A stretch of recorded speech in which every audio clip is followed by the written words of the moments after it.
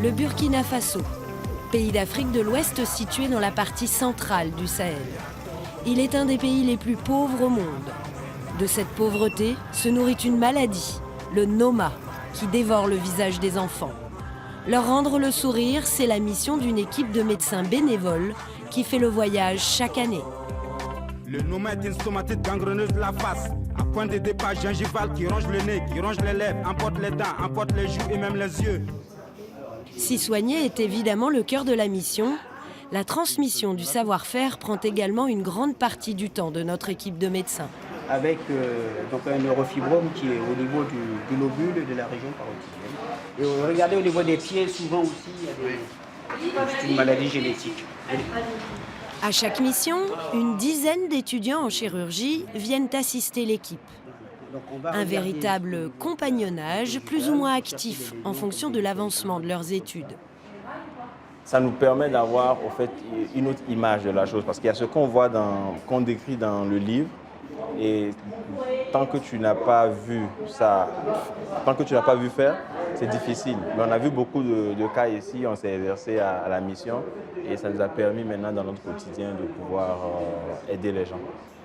La première année, on leur donne d'abord le bagage théorique. La deuxième année, on commence à leur faire certaines choses.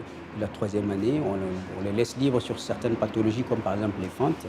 Et puis petit à petit, au fur et à mesure, on avance. C'est parti pour la pratique. Dès le deuxième jour, les chirurgiens plastiques attaquent les opérations sur les bébés.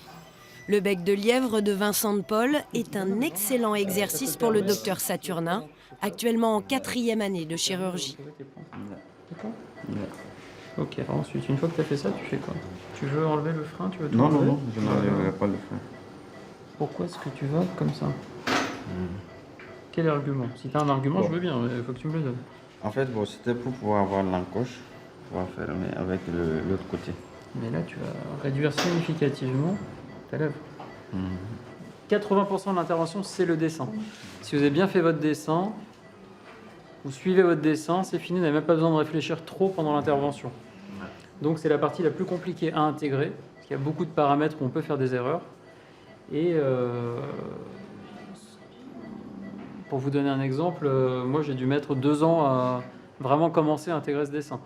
Là, malgré ce qu'il dit, il est quand même un peu stressé, mais c'est dans ces moments-là aussi que l'adrénaline fait son effet, qu'on imprime beaucoup plus les choses, qu'on se dit « Ah, je m'étais trompé, donc… » et on n'oublie plus ensuite. Pendant ce temps-là, dans l'autre bloc, c'est l'affluence. Le professeur est aux commandes, il opère une tumeur cervicale mal placée.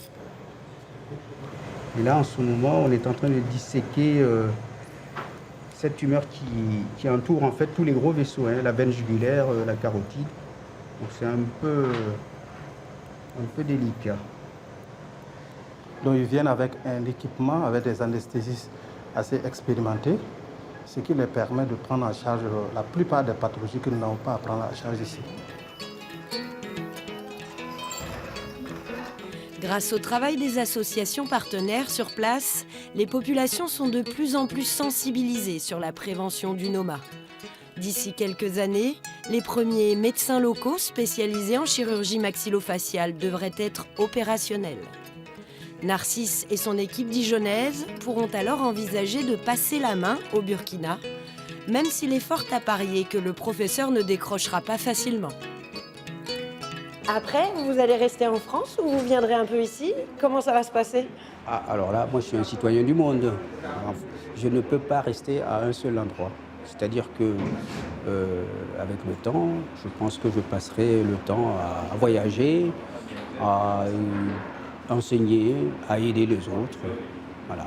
Je serai de temps à autre au Burkina, de temps à autre en France. Mais j'ai déjà lancé une collaboration avec le Paraguay. J'irai un peu partout. Étant rentré en France avant les médecins, c'est l'équipe qui nous a envoyé les photos des enfants que nous avons suivis. Une semaine après notre départ, ils finissaient leur convalescence au centre Sentinelle, avant de rentrer chez eux, démarrer une nouvelle vie.